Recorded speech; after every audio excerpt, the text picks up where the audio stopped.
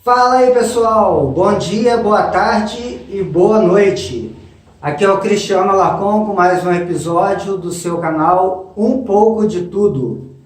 Bem, já quero pedir desculpas aí caso vocês ouçam algum gato miando, ou vocês ouçam algum carro passando ou a chuva caindo, porque todas essas coisas acontecem aqui simultaneamente, ok? Bem, hoje é o primeiro episódio de 3 episódios que eu quero fazer sobre a reforma da Previdência. Eu acho importante as pessoas entenderem, tá? O que vai acontecer, o que é essa tal reforma, e mesmo que diretamente o cidadão não vá lá votar para aprovação ou reprovação da reforma, eu acho importante você saber, porque o conhecimento nunca é demais. Então, eu dividi em 3 partes, eu li a reforma toda, todo o projeto de emenda da Constituição, tá? E eu dividi em 3 partes. Explicando a reforma, uma visão mais geral, tá? Depois, assistência social, que foi incluída na reforma, que não é especificamente reforma do regime de previdência, mas foi incluído junto com esse projeto, né, foi mandado lá para o Congresso. E por último, explicando o regime de capitalização, que a intenção do governo é que esse sistema de partilha que nós temos hoje seja substituído por um sistema de capitalização para que não volte a ocorrer o que está ocorrendo agora. Temos que fazer uma reforma porque está quebrando o regime, está quebrando o sistema. Então, com o regime de capitalização, a intenção é que isso nunca mais ocorra. Ou seja, uma libertação ad eterno aí para o regime de aposentadoria do nosso país. Então, vamos começar aqui explicando a reforma. Antes eu quero mandar um abraço para todo mundo aqui do canal do YouTube e também do canal do podcast, que são as pessoas que primeiro chegaram juntos. E, como sempre, não vou esquecer de vocês, até porque o podcast tem um outro tipo de público e uma outra forma de consumir o conteúdo. E eu não vou esquecer do podcast, que para mim é muito importante. Bem, vamos lá.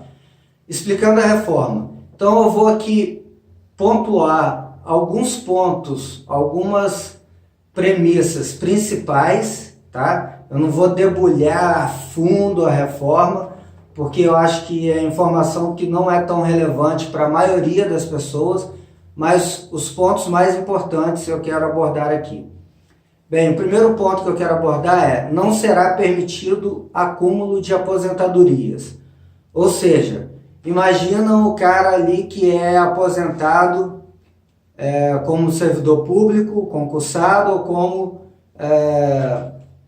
aposentado do regime geral da Previdência, que é de empresa particular. E ele está aposentado e de repente entra lá na política. Vai ser deputado ou vai ser senador. Em bastante pouco tempo ele poderia acumular uma outra aposentadoria desses cargos eletivos, por exemplo. E tem outras situações, mas essa é a mais fácil de explicar. Então, o que vai acontecer? Ele não vai poder ter 2 aposentadorias. Ele vai escolher uma delas, a que ele achar mais vantajosa, e vai receber os proventos de apenas uma aposentadoria.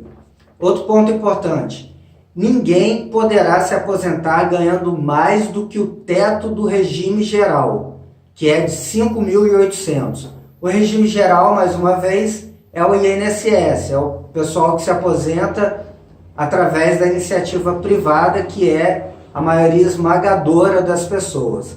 E o teto do regime geral é de R$ 5.800. Ônibus passando, eu prometi a vocês que teria isso. Mas voltando. Então, por exemplo, um juiz hoje que ganha 40 mil e se aposenta ganhando 40 mil, e a aposentadoria dele é reajustada de acordo com o juiz da ativa. Então, se o juiz da ativa teve um aumento de salário, foi para 45, a aposentadoria do juiz também vai para 45, ou seja, muito bom, né? Seria muito bom se fosse assim para todo mundo, mas é só uma elite, uma pequena parte dos trabalhadores que tem esses privilégios. Então isso não vai ocorrer. Então o presidente da República que ganha 30 mil, se ele se aposentar ele vai ganhar 5.800. O juiz que ganha 40 mil, se ele se aposentar ele vai ganhar 5.800. Então a gente está vendo aí que aquele papo de que vai afetar mais os trabalhadores de baixa renda é mentira. Sim, todos terão que fazer algum sacrifício, mas se o sacrifício dos trabalhadores de baixa renda vai ser 5, 10%, imagina do cara que ganha 40 ter que ganhar 5.800. Ou seja, ele vai ter que abrir mão, em relação ao que ele ganhava na ativa, de 80% do salário dele. Então, quem é que está sendo mais afetado? Isso também vai valer para os cargos comissionados, por exemplo, pessoas que não são eleitas, mas são assessores, contratados, cargos comissionados, também vão ter que seguir esse regime. Outra coisa importante, a alíquota mínima de contribuição dos funcionários públicos, inclusive militares, seus pensionistas, ou seja, quem recebe pensão militar, não vai poder ser menor do que o mínimo pago pelos contribuintes do INSS. Porque hoje, se nós da iniciativa privada, do INSS, aposentamos, para aposentar a gente tem que pagar uma alíquota quando na ativa de 10%, que seja um exemplo, quem trabalha no serviço público não vai poder pagar menos do que isso, ou seja, justiça, todos vão ter que pagar no mínimo o piso do INSS, de contribuição. Mas ainda assim vai poder existir uma diferenciação na idade mínima para algumas situações.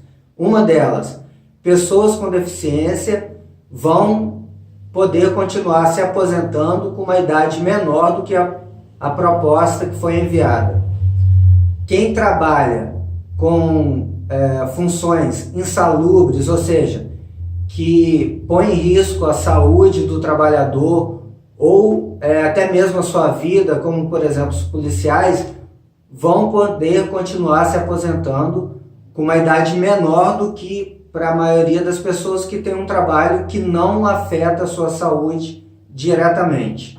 Mas uma coisa importante, essa aposentadoria não vai ser mais vinculada ao cargo da pessoa, à função que ela exerce. Por exemplo, um policial que está lá subindo o morro, trocando tiro com um traficante, ele está numa função insalubre. Então, aqueles anos que ele trabalha ali subindo o morro vão ter um peso maior na aposentadoria dele, ou seja, vai diminuir o tempo que ele vai poder aposentar. Mas imagina um policial que a vida toda, ele é policial militar porque é do quadro da polícia militar, mas a vida toda trabalhou como um escrivão, dentro do escritório só com funções burocráticas, ou o cara que é o chefe da polícia, que está lá dentro do escritório, que só coordena.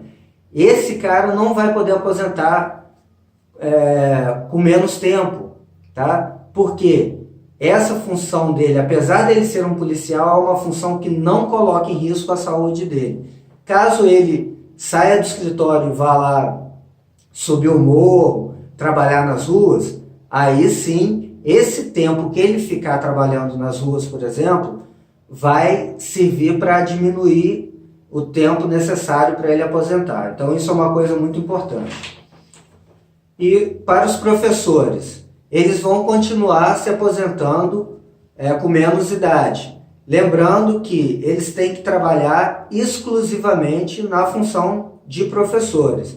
E uma questão importante, eles têm que ser professores de ensino fundamental ou ensino médio, que são os professores com o menor salário. Já os professores de ensino superior, que claramente têm um salário do dobro para mais dos professores de ensino fundamental e médio, vão se aposentar com a idade normal, com tempo de contribuição normal, como todos os outros trabalhadores. Outra coisa importante, empregados de empresas públicas e de sociedade mista serão obrigatoriamente aposentados quando atingirem o tempo mínimo de contribuição e a idade máxima para aposentadoria. Resumindo isso, o que isso quer dizer?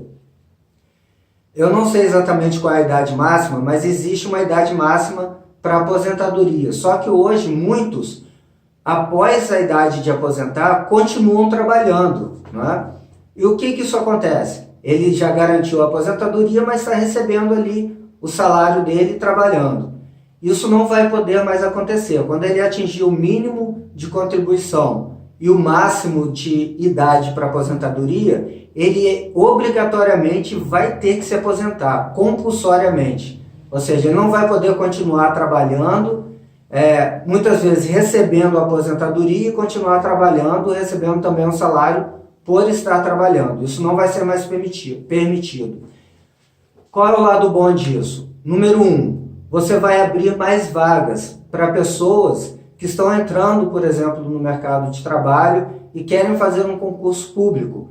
Porque esse cara que já está aposentado vai ter que liberar para outro substituir ele. Ou seja, uma pessoa mais nova que ainda tem toda a carreira profissional pela frente vai ter a oportunidade de conquistar essa vaga. E também vai permitir o enxugamento do serviço público. Por quê? Hoje a gente tem a quantidade de funcionários enorme no serviço público, tanto federal, estadual e municipal, e eles não podem ser mandados embora. Então, você tem essa obrigação de pagar salários para uma quantidade de funcionários muito maior do que necessária, e você não pode mandar esse cara embora. E às vezes ele aposenta, tem idade para aposentar e continua trabalhando. Agora não. Você vai poder, já que não pode mandar embora, então quando o cara aposentar, ele tem que sair do trabalho, ele tem que ficar com a aposentadoria dele, vai receber a aposentadoria e vai diminuir o quadro dos funcionários públicos, que em muitos setores está maior do que o necessário. Ou seja, você vai diminuir e aí é só não fazer um concurso público para pendurar mais gente ali. Então esse é um ponto positivo. Outro ponto também muito interessante, que esse eu acho que não tem um que não concorde, é em relação ao auxílio reclusão, que eu vi lá que vai ser o máximo de um salário mínimo, em qualquer situação. Hoje você tem famílias de presos recebendo R$5.000. Só você procurar aí no YouTube que você vai ver muitos casos assim. Então, isso daí, deixa eu voltar aqui o tema. Cadê? Aí.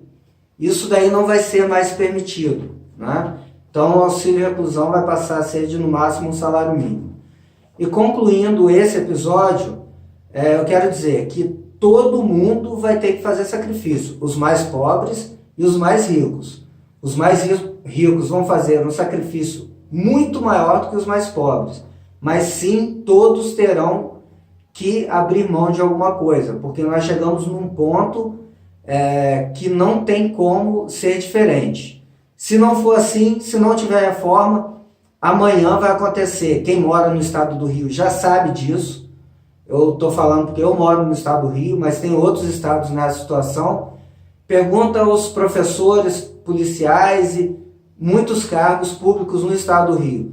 Muita gente não recebeu o 13º de 2018, de 2017, tá? Quiçá o de 2018. Tem gente no estado que está recebendo salário parcelado, porque o governo não tem como pagar. E aí quando acaba o dinheiro, meu amigo, pode chiar, pode fazer manifestação que não tem como pagar. Dinheiro não se cria, já falei, dinheiro só aparece quando você gera riqueza. Então, para não acontecer isso com todo o país, a reforma tem que passar. Então eu vou deixar também uma pergunta. Vocês aí que estão me ouvindo e me vendo, vocês confiam nos políticos? Vou dar 5 segundos. Vocês confiam na classe política?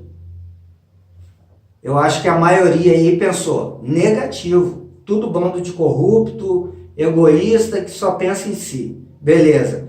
Vocês acham que eles têm a preocupação com os mais pobres como uma meta primordial? Você acha que os políticos aí, eles pensam nos mais pobres antes de tudo? Acredito que a maioria também acha que não.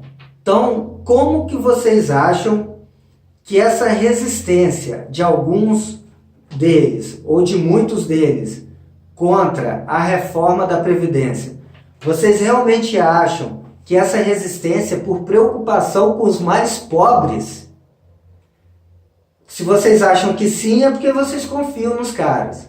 Vocês acham que eles realmente estão lá preocupados com os mais pobres? Não, coitadinho dos mais pobres, eles vão ter os direitos, vão perder os direitos. Vocês realmente acham isso? Eu duvido que uma pessoa em sã consciência acredita que os políticos estão lá contra a reforma para poder defender os mais pobres. Sabe por que eles estão contra a reforma? Porque vocês dizem que não confiam neles, que eles só pensam neles, só pensam no bolso deles. Então, eles estão lá contra a reforma porque essa reforma é uma facada no coração deles. Imagina o deputado que está acostumado e está vendo ali a aposentadoria dele chegando. Com 30 mil, 20 mil reais, vão ter que ganhar 5.800. Vai ser o teto para todo mundo. Aí vocês ainda acham que eles estão preocupados com os pobres? Fala sério, é claro que não estão. Porque pobre não tem lobby lá em Brasília, não. Pobre não tem influência lá em Brasília. Quem tem influência lá são grandes empresários, são os políticos, são os juízes, esses caras que têm lobby. Então pensa bem, quando você achar que fulano ou beltrano está contra a reforma para defender o direito do trabalhador aqui da base, pensa bem nisso. Pensa bem se o propósito, a preocupação deles é realmente com mais pobres, né?